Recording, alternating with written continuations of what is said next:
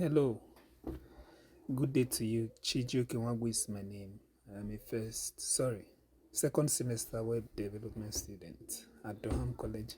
Actually, I resumed my second semester just a week ago. Maybe that's why I'm still saying first semester. First of all, let me say this channel is actually not about um, what I'll be discussing in this video. This channel will be for teaching absolute beginners web development. So if you're subscribing, take note so you don't subscribe for a channel you won't be needing. You might just have to watch the video, you don't have to subscribe.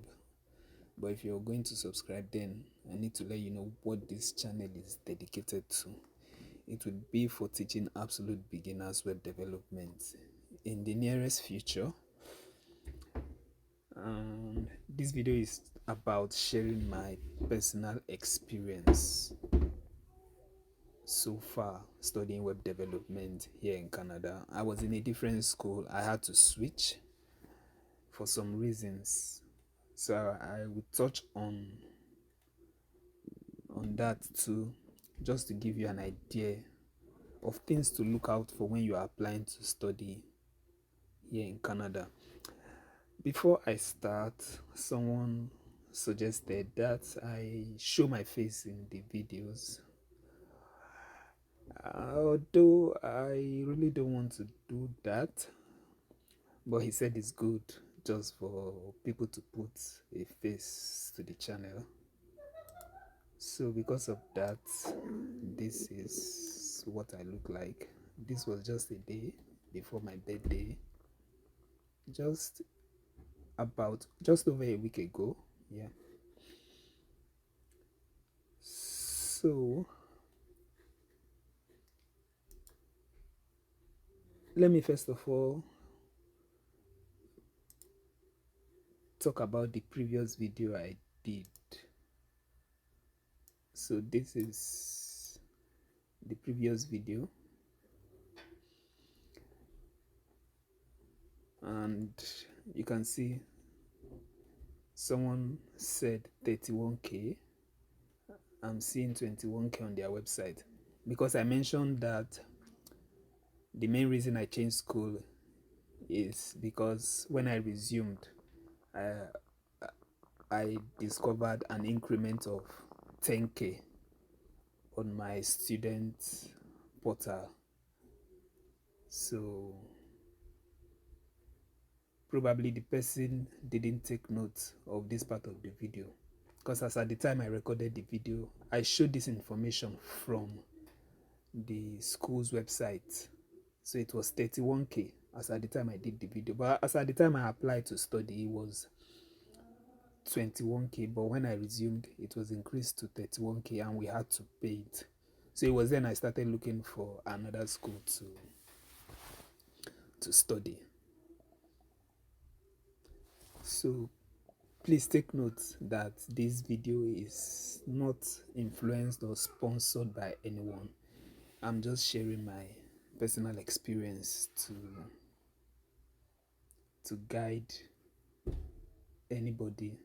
It might just be one person that is looking for guide on studying here in Canada.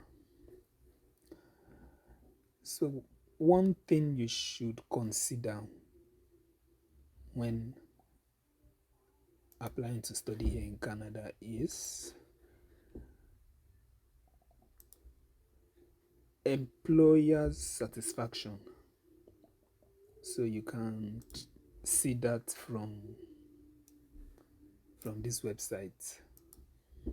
So you can see colleges and employer satisfaction. So you can see this. I might put the link, any link I show, I will try to put them in the description of the video, so you can see different colleges and employer satisfaction. You can also see employment 6 months after graduation. So this is Durham College, and see the employer satisfaction 100%. It means employers are always satisfied with Durham College graduates. And this information is from 2020 to 2021. Then the tuition I paid, or I'm paying at Durham College, is almost half of what I was paying or what I was supposed to pay in my previous college. And I also noticed something during my application to Durham College. They are very, very good when it comes to keeping students or prospective students informed. And that is one thing I always check out for. For instance, when I want to purchase electronics, I check reviews for that product. I also try to see what their customer support would be like.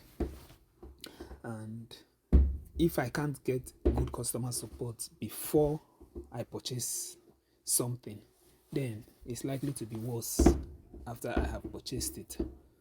So Durham College is very, very good with providing students with information. Now, when I started the application process, I never lacked any information I needed. So let me pull up this, not this, okay. So this is the Durham College link tree.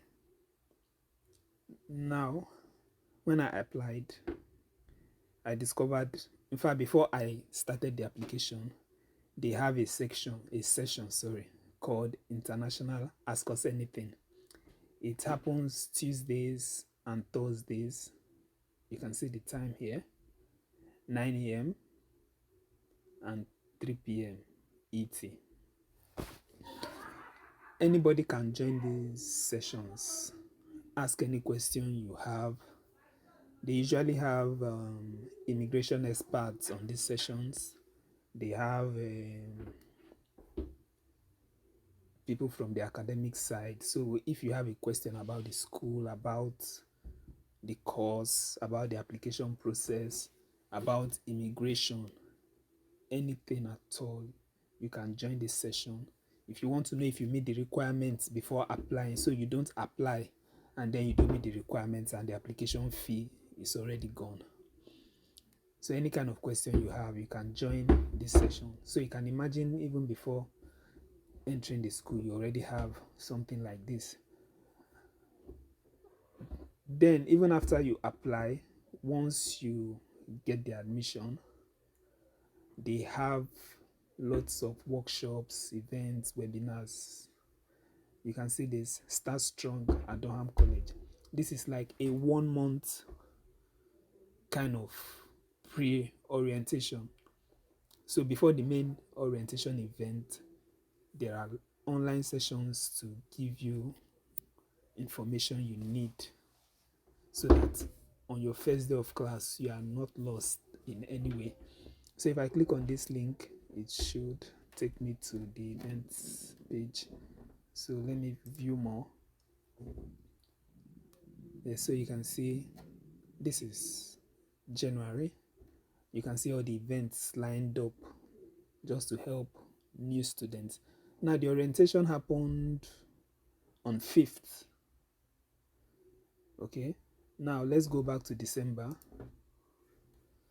So you can see from December 1st, Start Strong series, campus tour, see all the events lined up every day up till the 18th.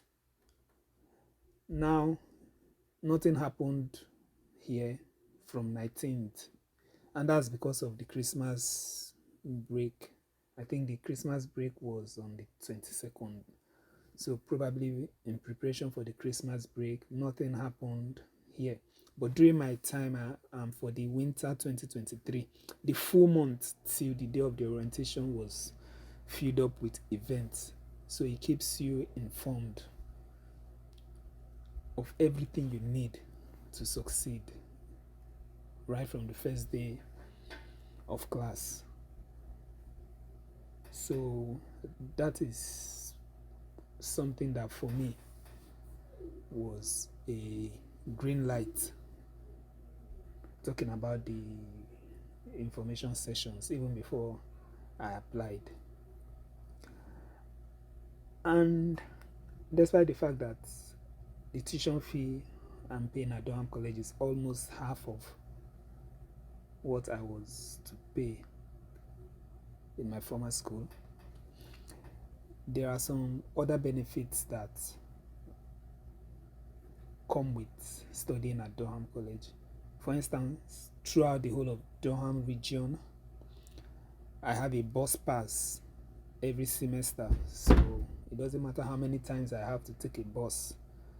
I don't pay for buses throughout the whole of Durham region. Also, for my program, I was giving everybody in my program, not just me, and programs that usually do things that take up space in the computer memory. I was given a hard drive, external hard drive. Let me show you. This is a 1 terabyte. Where is it? Yeah, this one was given to me. I didn't even know I had paid for it as part of my tuition. During my web technology class, the professor came and was just calling out the names of everybody and handed this to all the students in the class. Beyond that, because of my program too, I have a subscription for Adobe Collection, talking about Photoshop, Illustrator, all those graphics applications. Now I'm web development, but in the first semester we did some design courses, so that's why they gave us the subscription. I still have it for the Adobe suite.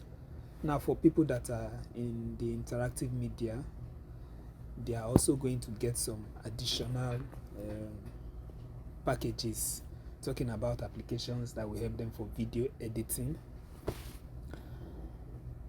Beyond that, we had a media loan office.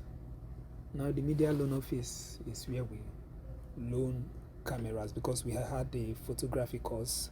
So for class activities and assignments that require camera, we have a media loan office. We go there, we rent cameras, tripod stand, anything you need. Even we book, we have photo studios, different kind of photo studios. We have photo studio for portrait photography, for object photography. So depending on the kind of assignment you need to do, that will determine the kind of studio you will book. Then of course Microsoft Office, all the students have that. Then in Humber College too, I had Microsoft Office and LinkedIn Learning. So that is one thing I benefited greatly from when I was in Humber College. But just as I was thinking about this video, I thought, oh, since I'm paying lesser tuition, I might as well use part of the money to do a LinkedIn Learning subscription for myself. Okay, but that is something I might consider later. Then if you're coming to Durham College, there is something I want you to pay attention to. It's called GNED. So these are electives. They have or they are grouped into online and in-person, and even depending on the campus you'll be going to. For instance, I'm in the Oshawa campus. If I choose a GNED that happens at the Whitby campus, that means I would have to be going to the Whitby campus for that particular course. So when you're selecting a GNED course, this document is available on Google. Just Google Durham College GNED. What did I even type for the Google search? Let me go back. Yeah, so I just typed Durham College GNED Winter 2024. So you can see them here. So they brought out the options. So when you want to choose a GNED, you need this guide. So if you want the online, for instance, this is the Usher on campus section, then this is would be. Now these ones are online, so they have the descriptions. So use this guide to help you. I prefer the online ones because I also work full-time, so the more online courses I have, the better I think it's going to be for me. But you have to also be disciplined because they have due dates, so you need to be able to manage your time properly to know when you're supposed to be studying these GNED courses, because the classes don't have any fixed time. You can see they are asynchronous, meaning the professor can post the content weekly, but you choose the time that will be suitable for you to study them. Now I would just like to highlight some of the projects I did for the first semester. Let me see. Yes, so this is for my web design class. Yeah, one thing I like about the Durham College Web Development Program is that it's suitable for absolute beginners. If you've never had anything to do with programming or web development, you've never written any line of code, you can cope with this course. But there are some schools that will tell you, oh, this course is for beginners, and if you've never written a line of code. But you need to check those marketing information out, because definitely everybody will want to sell themselves well. So you don't expect them to come and be telling you that it's not beginner friendly. It's when you now get into the program, you now begin to struggle. Like when I was in Humber College for the first semester, we were doing HTML, CSS, JavaScript, C# and MySQL. So if you're an absolute beginner, I don't know how you are going to be able to cope with doing all of those, including C#. Now, I'm not saying it's impossible. I'm just sharing my experience and to give you an idea. Take for instance, if I say I'm a beginner, another person say they are also a beginner. When it comes to web development, you also need to consider the background. For instance, for my first degree, I did electrical engineering. Now, some of those engineering courses, they usually do a little bit of programming. So even though I'm a complete beginner, I might have had contact with some sort of programming, or maybe my course also has my previous courses, talking about what I did in my first degree, might have some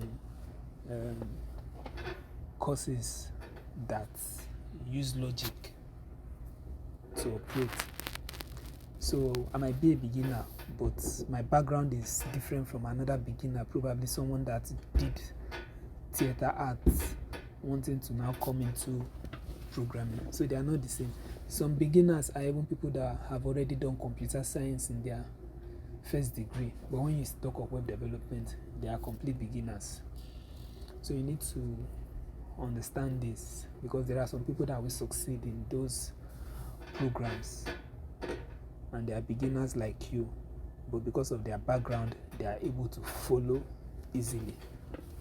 So back to Durham College, for first semester, we did only HTML and CSS, no JavaScript, no programming, no reprogramming language was done for the first semester. Yes, So HTML and CSS is very easy to follow, and also to get a complete beginner into programming, even though it's not real programming, but just to give them that feel of coding. Then we did other courses like photography, digital illustration, and design and conceptual process for the first semester. Then we had other courses too, but these are the ones related to interactive media. So for this one, this is just HTML and CSS. This project, it's also fully responsive. Not fully responsive, but it's optimized for mobile and for desktop. Now the professor gave a maximum width for it, so it's easier to help students and also to debug, because it's just the starting point. So if I'm trying to just reduce the width, so you can see this is the way it's going to display on mobile phones. Okay, so back to full screen. So this one was done for one of my web design 1 course, and it has requirements. You don't just design anything. The instructions can include something like, oh, there must be link, there must be list, there must be heading, there must be title, those kind of instructions. So you use them to build. Then this one too is also for my web design 1. So it also has requirements that you need to meet. Then for my design and conceptual process, let me see. Yes, the last project we did was a brand book. So everything we had learned, we implemented it in this project. So visual identity guidelines. So I did this. So this is just about creating a brand identity for a company. So that includes designing a logo.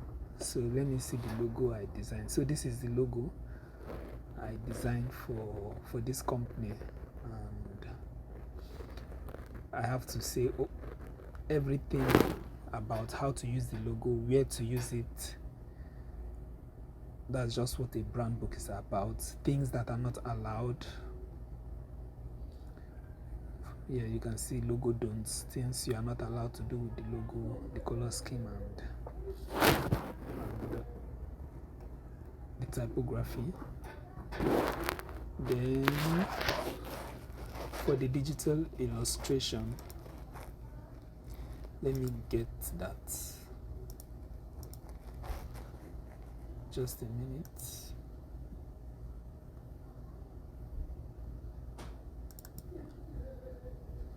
I didn't open it because of how the document was created. It was created from Photoshop, and it had to be submitted in a way that the professor will be able to see different aspects of the project without you being there to tell them how to view it. So the document will just, so you can see it. Let me click yes. So if you look at the document, you will notice, just a minute, when it loads, yeah, this is it. So if you look at this portion, it will begin to change on its own. That way my professor will be able to see things I've done, different states. This was done using Photoshop and exported to PDF. So this is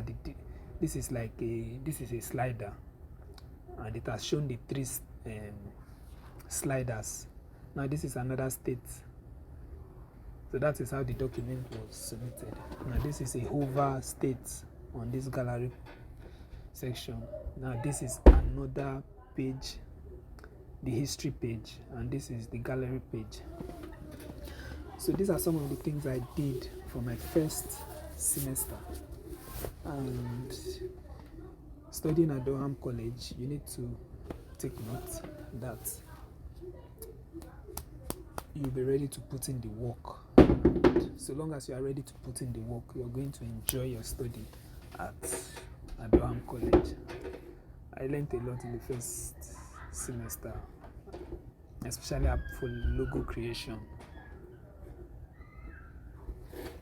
I think that is about it. So let me try to exit this.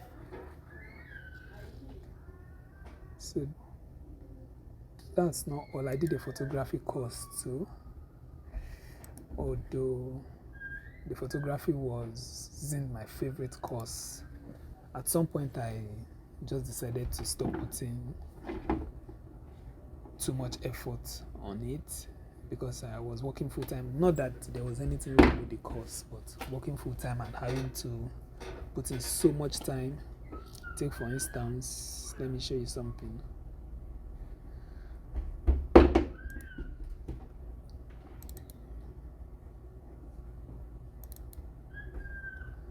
Okay, so let me go to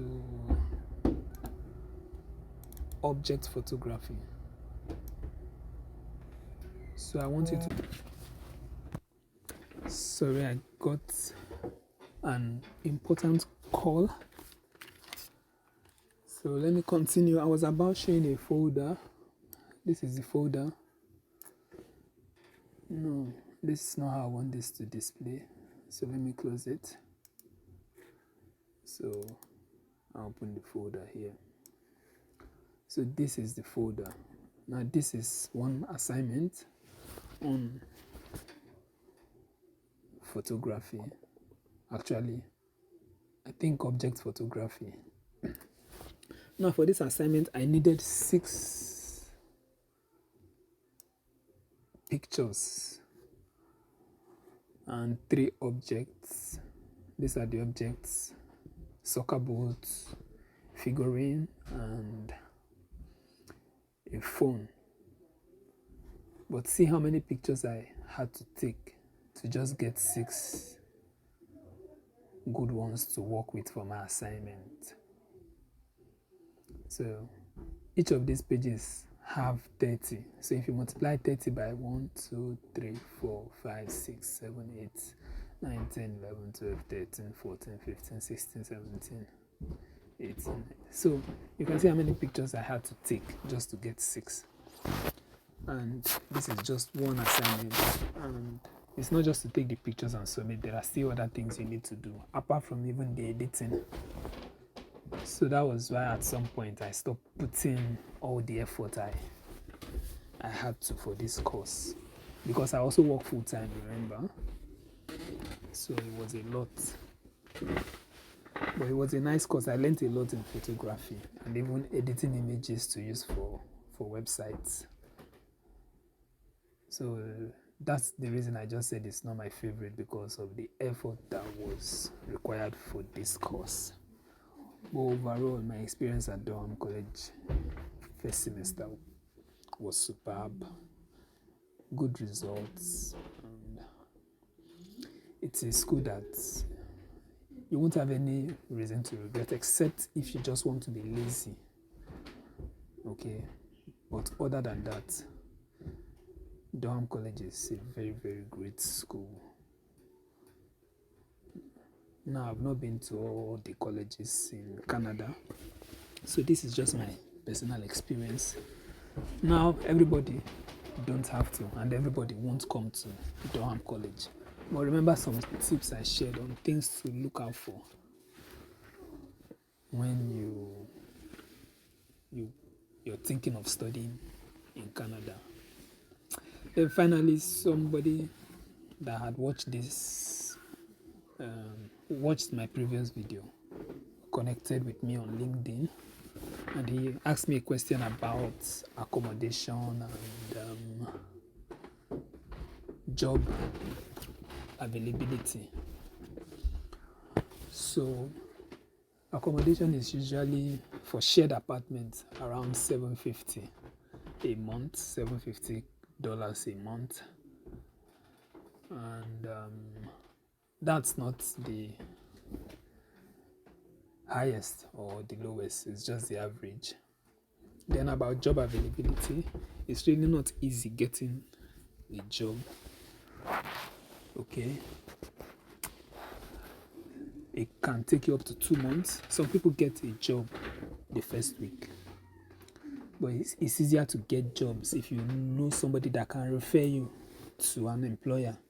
I think that's one of the fastest way to get a job here, through referrals. Yes, what did I just say? Referrals. Yeah, that's one of the fastest way to get a job here. And someone might say, oh, what I'm about to say amounts to dishonesty. But you don't just use one resume to look for jobs. And if you're working as a professional and you're coming here to study, you might not easily get a job in that your field. So you might want to look for general roles, sales attendants, cleaning, security, those kind of jobs. If you want to go for something like security, you have to get certification for it here first.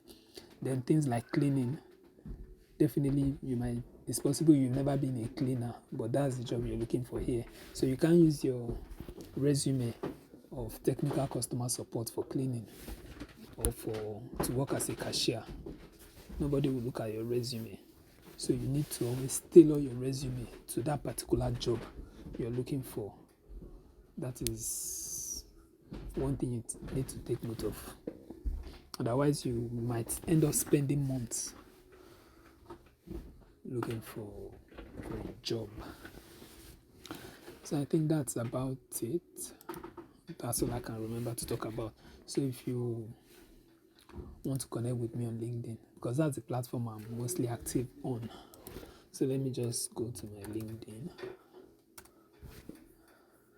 So this is me.